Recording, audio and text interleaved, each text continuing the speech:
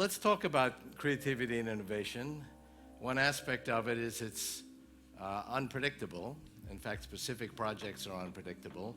And as you look at each innovative step forward, there's always some drama behind it. Yet, there's an aspect of creativity and innovation that's highly predictable, and it's very surprising. And that's essentially what I'd like to share with you today. If we look at the history of computers, going back to the 1890 American census, we see a very smooth exponential rise in their capability per unit currency.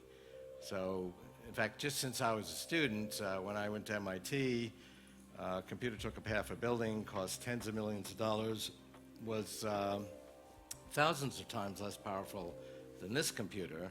So this is billions of times more powerful per dollar, constant dollar, than the computer I used as a student. Trillions of times more powerful than the computers that were used in 1890. So this is actually $1 trillion of computation and communication circa 1970. It's $1 million of computation circa 1995. We're all carrying around vast amounts of power, and it's very ubiquitously distributed.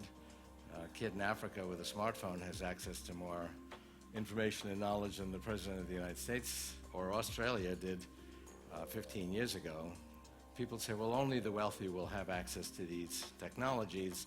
And I say, yeah, like cell phones. In fact, you had to be wealthy to have a mobile phone 15, 20 years ago. If someone took out a mobile phone in a movie, that was a signal that this person is a member of the power elite, and they didn't take it out of their pocket because it was very big and heavy and didn't do very much, and even making phone calls, it did with a great deal of difficulty.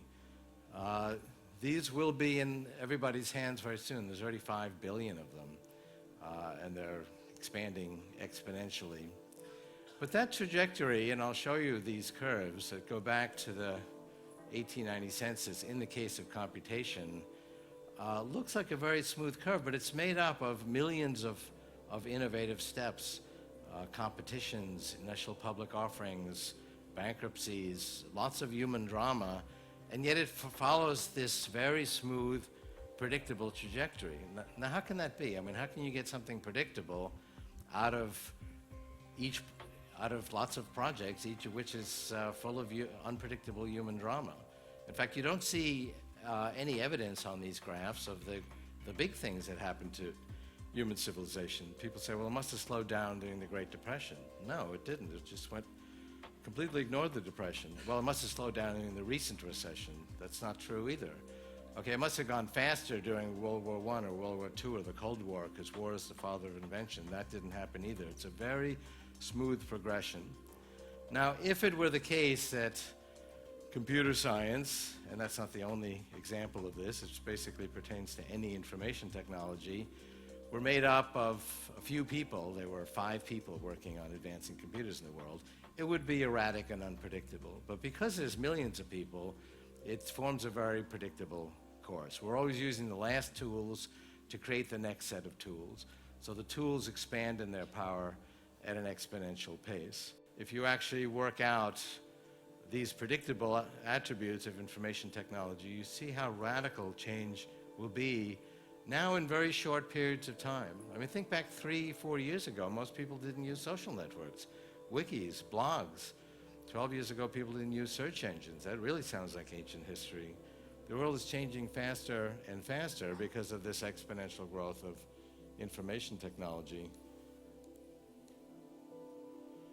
This is what we've done with the linear progression of health and medicine. Before it was an information technology, and this is going to go into high gear soon. We're still in an early stage, but when that exponential gets to a real point of inflection in about 15 years, we will be adding more than a year every year to your remaining life expectancy in about 15 years.